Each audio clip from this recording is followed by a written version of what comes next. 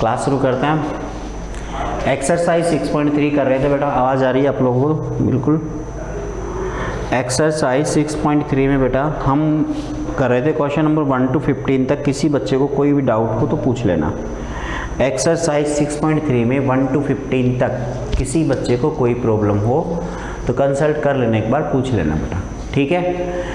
अब हम आगे बढ़ते हैं बेटा। इसमें है किसी बच्चे को प्रॉब्लम एक्सरसाइज 6.3 में?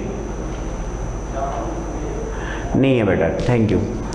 अब हम आगे बढ़ते हैं बेटा। इसमें मिसलेनियस के एग्जाम्पल पे आते हैं। देखो बेटा ध्यान से, मिसलेनियस के एग्जाम्पल क्या बोल रहे हैं, क्या समझना उसमें। थोड़ा सा डिफरेंस है, बाकी चीज़ें वहीं सेम रिपीट होती हैं। क्लास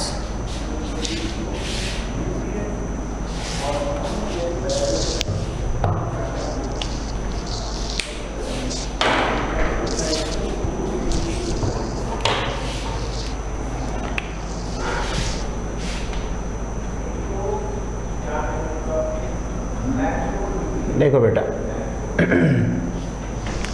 अब हमें इसमें स्टार्ट करने जा रहे हैं मिसलेनियस। मिसलेनियस में क्या बोला है बेटा? एग्जाम्पल नंबर 16 देखो। एग्जाम्पल नंबर 16 में बोला है सॉल्व -8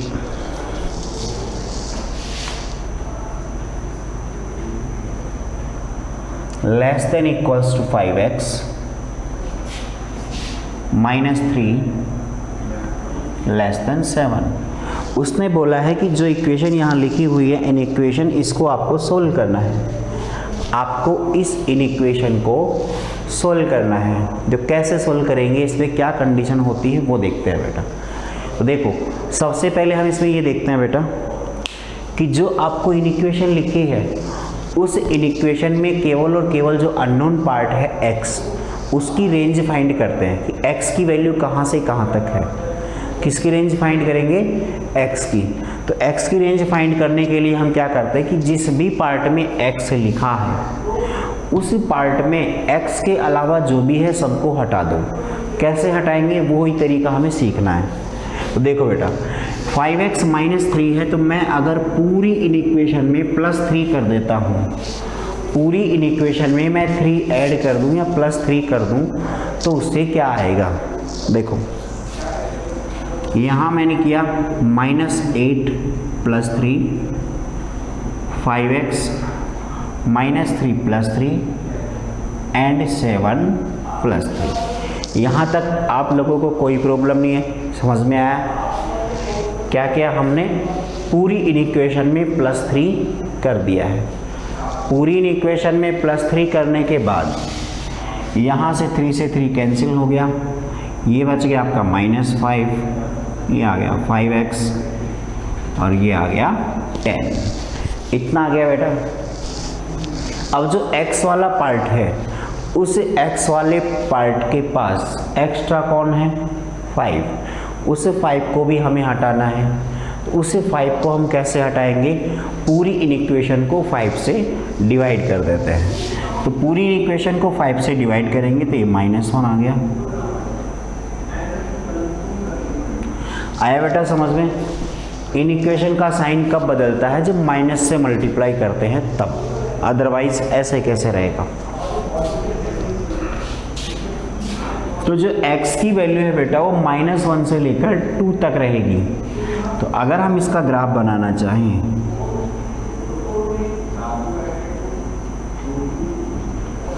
x की वैल्यू कहाँ से कहाँ तक रहेगी, तो देखो x की वैल्यू कहाँ से कहाँ तक रहेगी? -1 इसमें रहेगा क्या? बिल्कुल रहेगा। -1 इसमें रहेगा और 2 इसमें रहेगा क्या? 2 नहीं रहेगा बेटा, 2 इसमें नहीं रहेगा। -1 इसमें शामिल है, 2 नहीं है, ठीक है। तो ये इसका ग्राफ हो जाएगा। ये आपका एग्जाम्पल 16 था। 17 पे भी आ जाओ, 17 भी साथ में देख लो बेटा। एग्जाम्पल नंबर 17 बाद में नोट कर लेना। इसमें लिखा है -5 less than equals to 5 minus 3x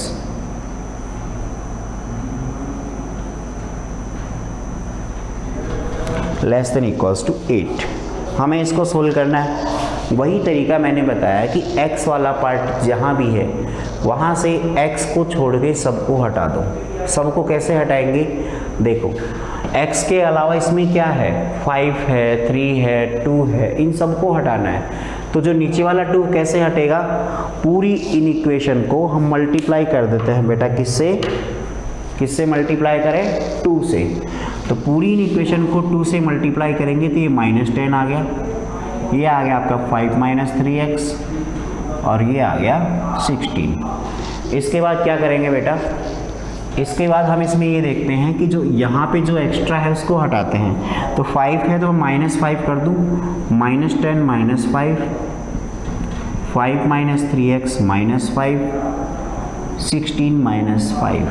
तो मुझे क्या मिलेगा? -15 आ गया यहाँ पे, यहाँ आ गया -3x और यहाँ बेटा आपका आ गया 11। अब बेटा देखो यहाँ से एक बार 3 से डिवाइड कर देते हैं। तो 3 से डिवाइड करेंगे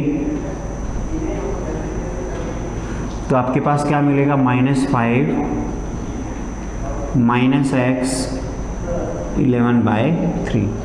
यहाँ तक कोई प्रॉब्लम नहीं है। लेकिन अब समस्या क्या है कि जो x है वो माइनस का आ गया। x माइनस का है तो इसको माइनस हटाना पड़ेगा। और माइनस कैसे हटाते हैं हम इन इक्वेशन में? हम जो भी दिया हुआ है पूरी इन इक्वेशन को माइनस से मल्टीप्लाई कर दो तो माइनस भी हट ही गया। तो इस पूरी इन इक्वेशन को माइनस से मल्टीप्लाई करेंगे तो बेटा हमें क्या मिलेगा?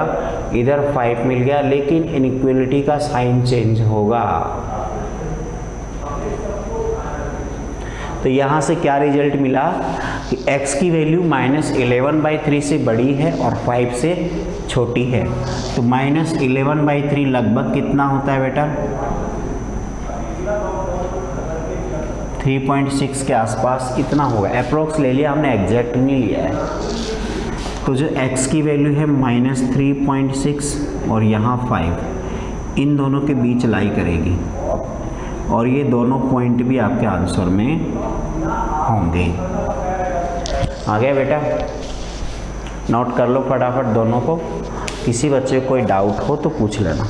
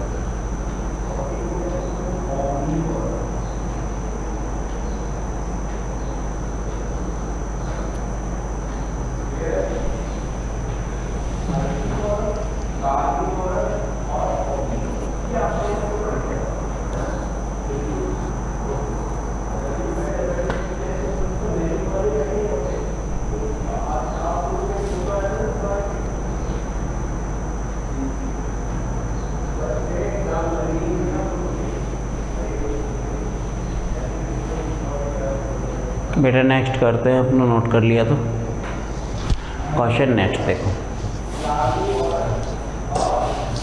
एग्जाम्पल नंबर 18 पे आ जाओ बेटा।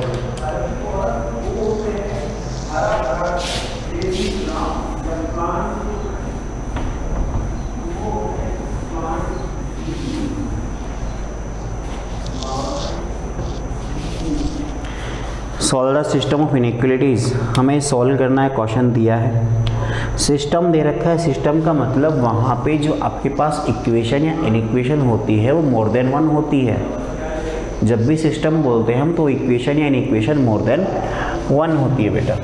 तो जो 18 नंबर है इसमें आपको दो इनइक्वलिटीज़ दे रखी हैं। पहली है 3x -7 5 plus x and next is 11 minus 5x less than equals to 1। ये आपके पास दो इनइक्वलिटीज़ हैं। आपको बेटा बताना है कि इनका सॉल्यूशन क्या आएगा। देखो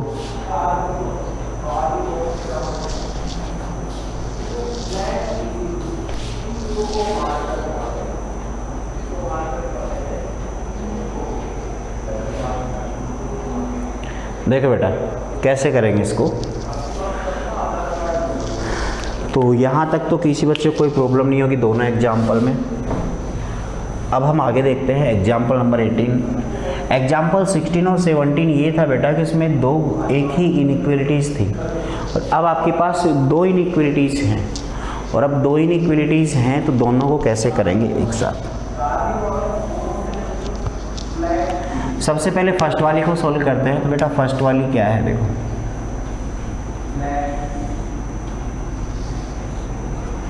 फर्स्ट वाली इनइक्वलिटीज को हम सोल्व करते हैं तो हमें क्या मिलेगा। मैंने बताया था कि जब भी इनइक्वलिटीज को आप सोल्व करते हो तो आपको क्या करना है, एक तरफ वेरिएबल रखना है, एक तरफ कांस्टेंट रखना है। एक तरफ वेरिएबल और एक तरफ कांस्टेंट। तो आपको एक तरफ से वेरिएबल हटाना है, एक तरफ से कांस्टेंट हटाना है। तो इस साइड में कांस्टेंट हटाऊं तो मैं ये लिख सकता हूँ 3x माइनस 7 प्लस 7। तो ये आ गया मेरे पास 3x। अब बेटा मैं दोनों तरफ x माइनस कर देता हूँ तो मुझे मिल गया 2x less than 12 then x less than 6। मुझे फर्स्ट वाली जो इनइक्वेशन है या इनइक्वलिटीज़ है इसका रिजल्ट मिल गया है क्या, कि x की वैल्यू आपकी हमेशा 6 से कम रहेगी। ठीक है, अब सेकंड वाले पे आते हैं।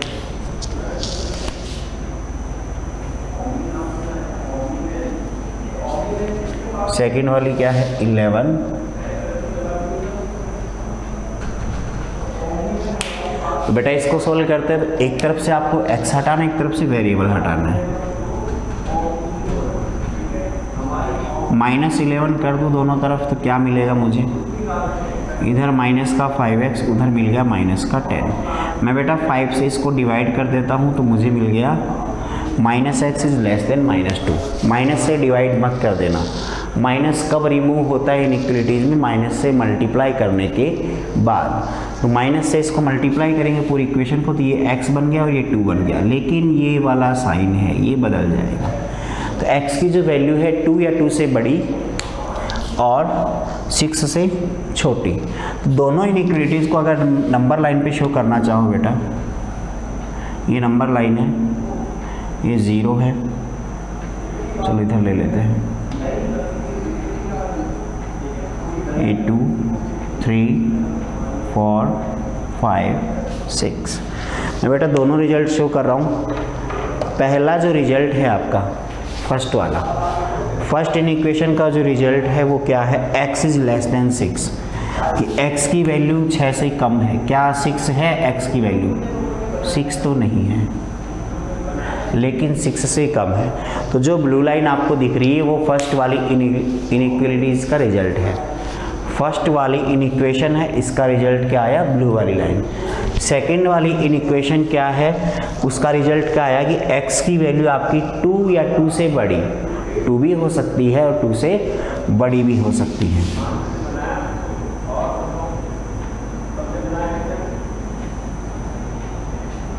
ये वाली सेकंड इनइक्वलिटी का रिजल्ट है। तो हमने यहाँ पे दोनों इनइक्वेशन का रिजल्ट डिनोट किया है दो अलग अलग कलर की लाइन से।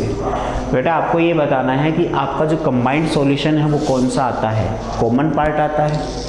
कंबाइंड सॉल्यूशन कौन सा पार्ट आता है, कॉमन पार्ट आता है। तो इन दोनों में कॉमन पार्ट कौन सा दिख रहा है, तो देखो बेटा कॉमन पार्ट कौन सा आएगा इसमें। कॉमन पार्ट जब आप इसमें बनाओगे तो ये 2 है, ये ब्लू वाली में भी है और रेड वाली में भी है या नहीं है। ये जो 2 लिखा है ये ब्लू में भी है और रेड में भी है।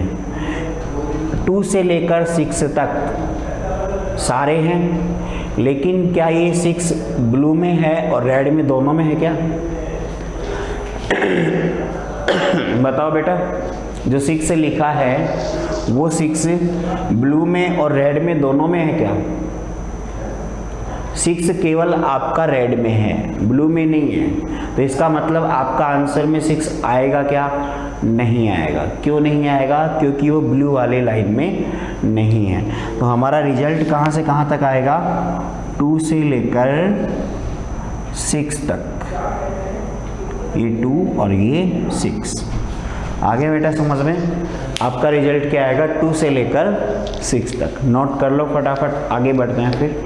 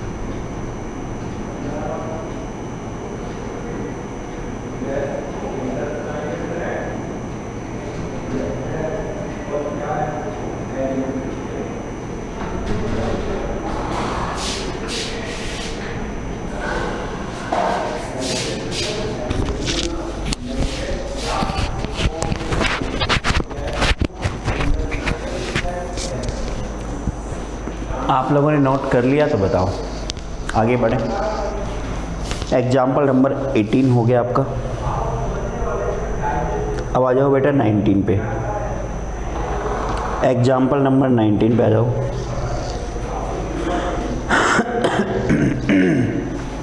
एग्जाम्पल नंबर 19 क्या बोल रहा है?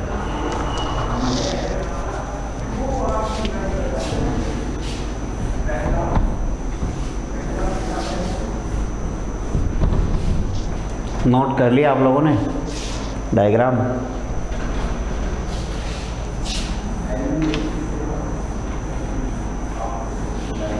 देखो बेटा 19 क्या है, क्वेश्चन पढ़ो जल्दी से। आप लोग क्वेश्चन रीड करो, 3-4 लाइन का है, और बताओ क्या दे रखा है 19 में।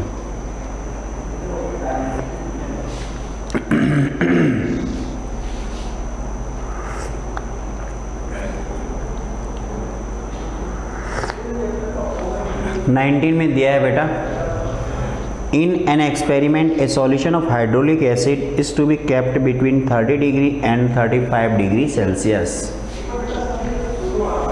आपके पास कोई एक्सपेरिमेंट है, उस एक्सपेरिमेंट में आप क्या कर रहे हो? एक सॉल्यूशन ले रहे हो, किसका? हाइड्रोलिक एसिड का, जिसको कहाँ रखना है कि कितने कितने डिग्री टेम्परेचर के बीच में रखना है? 30 and 35। What is the range of temperature in degree Fahrenheit? आपको टेम्परेचर की रेंज बतानी है डिग्री फ़ारेनहाइट में। If conversion formula is given by C is equals to 5/9। Conversion formula क्या है? C is equals to 5/9 F minus 32, where C and F represent temperature in degree। C और F दोनों हैं, वो दोनों degree Celsius and degree Fahrenheit इसके अंदर हैं। और हमें दिया है क्या कि जो डिग्री सेल्सियस की वैल्यू है 30 से 35 के बीच में रखनी है। C lie between 30 degree to 35 degree Celsius. बेटा आप लोग फिजिक्स या केमिस्ट्री पढ़ते हो, उसमें जब आप ऑफलाइन आओगे तो आपको ये बताना है कि ये फॉर्मूला कैसे आया, ये डिराइव कैसे आया। ठीक है, थोड़ा रिसर्च करना, पढ़ना अच्छे से, इसका बेसिक बताना आपको इस फॉर्मूले का, ये कैसे आया डिटेल से बताएंगे।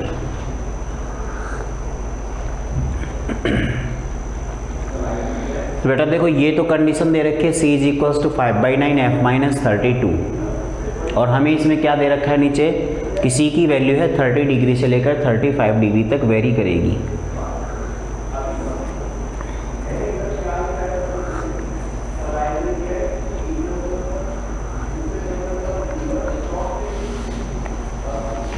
अब देखो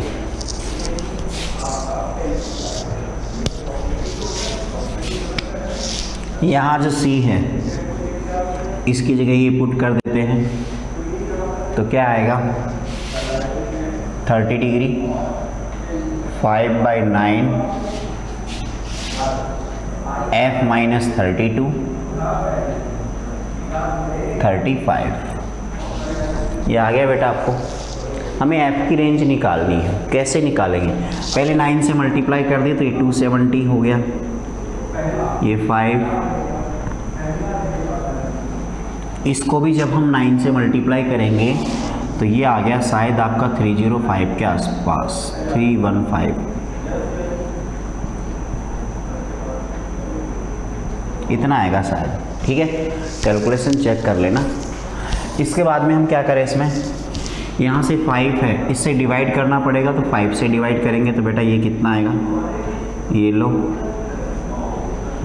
और ये भी 5 से डिवाइड, तो जब 5 से डिवाइड करेंगे तो ये 54 आएगा लगभग। ये आपका F माइनस 32 आ गया, यहाँ 5 से डिवाइड करेंगे तो ये 63 के आसपास आएगा।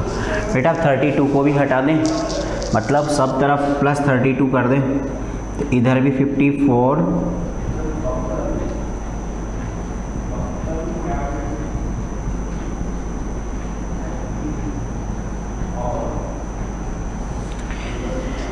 ये है बेटा। क्या रिजल्ट आएगा यहाँ से, 54 इसको ऐड करेंगे तो 86, F आ गया, ये 95 आ गया। तो जो फ़ारेनहाइट में है वो टेम्परेचर की रेंज क्या रहेगी बेटा, 86 to 95। देख लेना कहीं पे कैलकुलेशन मिस्टेक हो तो, बाकी मैंने कर दिया है। ठीक है बेटा, ये आपका आंसर आ जाएगा।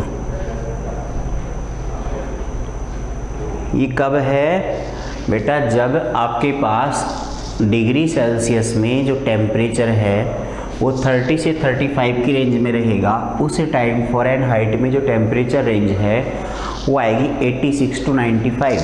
ये चीज़ ध्यान रखना। ठीक है, चलो नोट कर लो फटाफट, अगले एग्जाम्पल पे आ जाओ। फिर ये 19 था शायद आपका ना,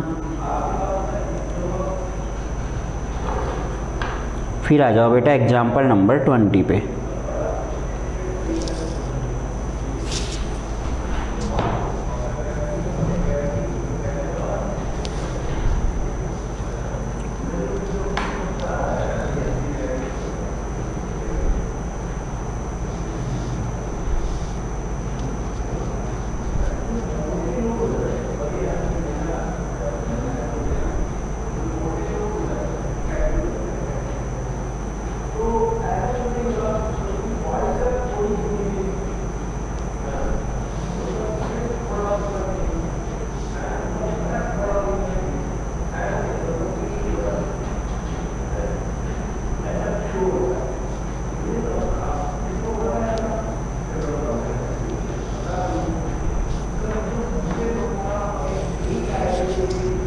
नोट कर लिया बेटा,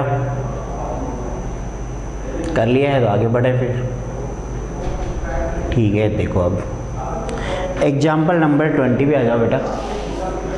एग्जाम्पल नंबर 20 क्या बोल रहा है,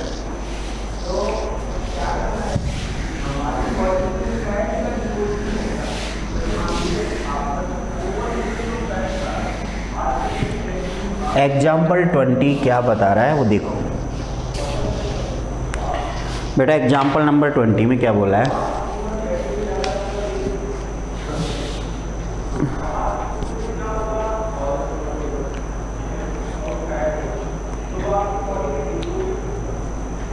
ए मैन्युफैक्चरर है 600 litre of A 12% solution of acid.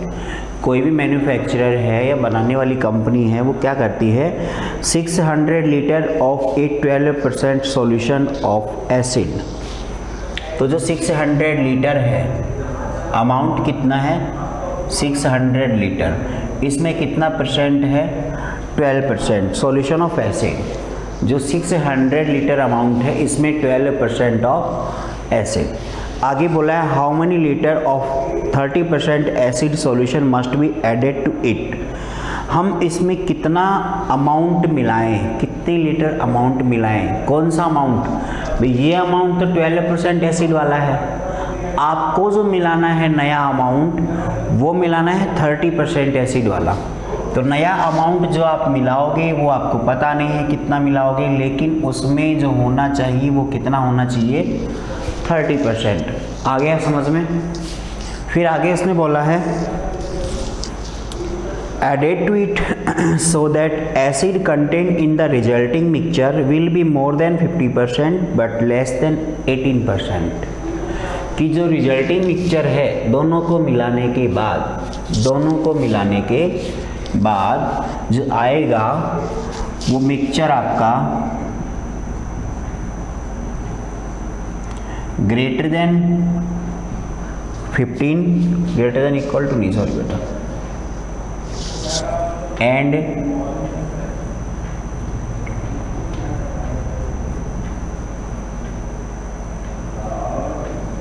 क्या क्वेश्चन समझ में आया आपके? बताओ बेटा, क्या आपको क्वेश्चन समझ में आया? क्वेश्चन में क्या बोला है दोबारा समझ लो। आपके पास एक बर्तन है जिसमें 600 लीटर अमाउंट है और उस अमाउंट में 12% सॉल्यूशन है एसिड, ठीक है। ये एक टाइप का हो गया बर्तन। अब दूसरा बर्तन आपने उठाया, दूसरे बर्तन में जो अमाउंट है वो तो हमें पता नहीं है, वो अमाउंट मान लेते हैं कि x लीटर है। कितना है? x litre. दूसरा बर्तन लिया, उसमें अमाउंट कितना है? x लीटर है और x लीटर अमाउंट है, लेकिन उसमें कितना परसेंटेज है एसिड? 30%। एक में 12%, एक में 30%। दोनों को क्या कर दिया? मिक्स कर दिया। दोनों को जब आपने मिक्स किया तो ये 12 और 13 में मिक्स होंगे ना आपस में, तो जो रिजल्टिंग मिक्सचर आएगा उसमें परसेंटेज कुछ अलग ही आएगा। तो जो रिजल्टिंग मिक्सचर आएगा बेटा वो टोटल अमाउंट तो कितना हो गया? दोनों बर्तन को आपने मिला दिया तो एक में 600 लीटर था, एक में x लीटर था, तो जो रिजल्टिंग आएगा वो कितना हो गया दोनों को मिलाने के बाद?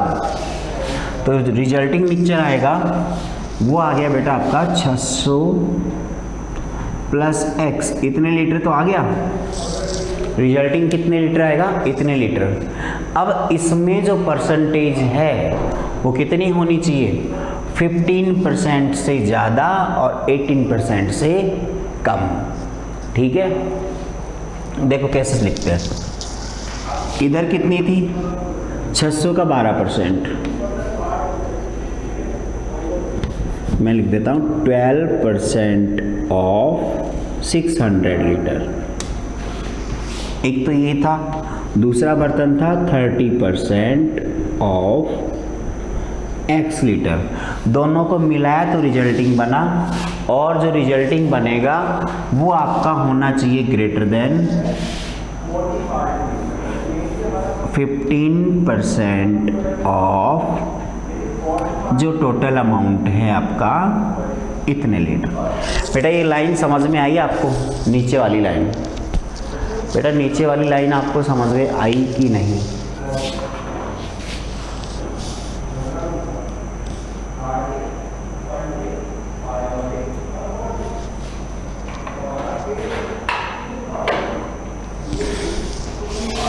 नीचे वाली लाइन समझ में आई? आ गई नीचे वाली लाइन? देखो अभी केवल हमने एक ही कंडीशन लगाई कि मिक्सचर में जो है परसेंटेज वो कितना होना चाहिए? 15% से ज़्यादा होना चाहिए, लेकिन कम किससे होना चाहिए? 18% से कम भी तो होना चाहिए।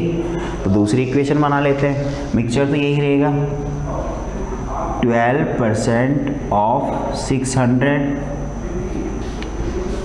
और 30% ऑफ x लीटर। ये कम होना चाहिए किससे? 18% से, और 18% किसका है? दोनों बर्तन को मिलाने के बाद जो अमाउंट है उसका। आ गया इतना? देखो दो इक्वेशन आ गई इन इक्वेशन आपके पास में। तो फर्स्ट वाली लाइन से हम क्या लिख सकते हैं? देखो 600 का 12% कितना होता है बेटा? 72, पता है ना आपको? 72 प्लस ये आ गया 3x/10 ग्रेटर देन, इसका 15% निकालेंगे तो 15% 600 का कितना होता है? 90,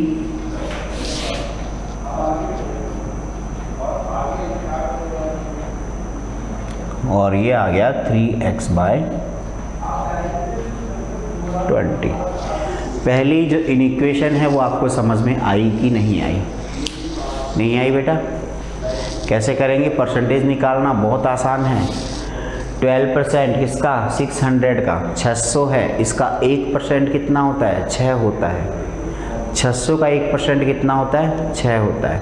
किसी का भी 1% निकालना हो उसमें 100 से डिवाइड कर दो, किसी का भी 1% निकालना हो उसमें 100 से डिवाइड कर दो, तो 1% is 6, then 12% is 12 into 6, it means 72।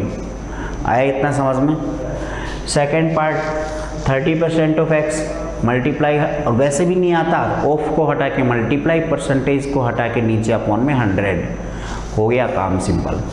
तो नीचे अपॉन में 100 लगा देंगे, ऑफ का मल्टीप्लाई, एक जीरो से एक जीरो कट गई, बच गया आपके पास ऊपर 3x और नीचे 10, ये आ गया।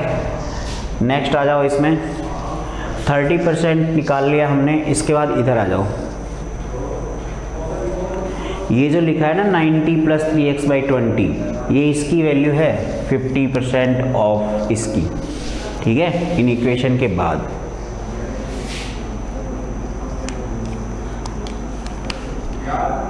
इसकी जो वैल्यू है ये तो है बेटा, ये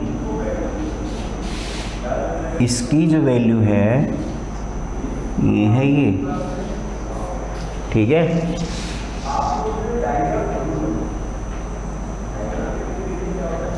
और इसकी जो वैल्यू है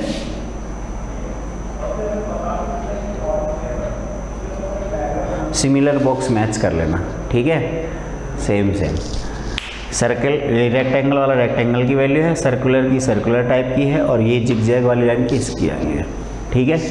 ये आपकी इनइक्वेशन हो गई। इसके आगे तो आप सोल्व कर सकते हो, x निकाल सकते हो ना, बहुत आसान है। और नेक्स्ट सेकंड वाले के लिए सेकंड इनइक्वेशन और बना देता हूँ, 72 + 3x/10 less than 18% of 600 plus this, जो भी लिखा है। तो 18% कितना आएगा? 6 से इसको मल्टीप्लाई कर दो 18 से, पहले 600 का निकाल लो, 600 का कितना आएगा? 108 आएगा शायद, और प्लस इसका कितना आएगा बेटा? 9x/50, ये आ गया। अब इसको सोल्व कर सकते हैं। इसको सोल्व करने के लिए पूरी इक्वेशन को 20 से मल्टीप्लाई कर लो, पूरी इन इक्वेशन को 20 से मल्टीप्लाई कर लो, आ जाएगा। और उसमें किससे मल्टीप्लाई कर लेंगे? 50 से कर लेंगे, वो भी x आ जाएगा। दोनों जगह से इसको नोट कर लो, फिर आगे करते हैं इसको ना।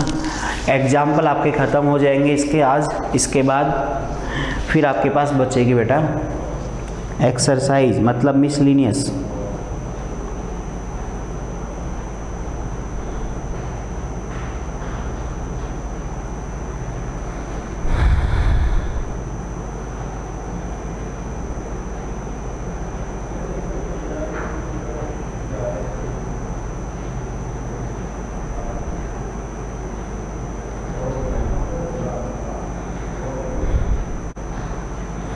बेटा मिसलिनियस के क्वेश्चन नंबर 1 to 10 करके लाओगे नेक्स्ट क्लास में, जब भी आओगे मिसलिनियस के क्वेश्चन नंबर 1 to 10 करके लाओगे, ठीक है।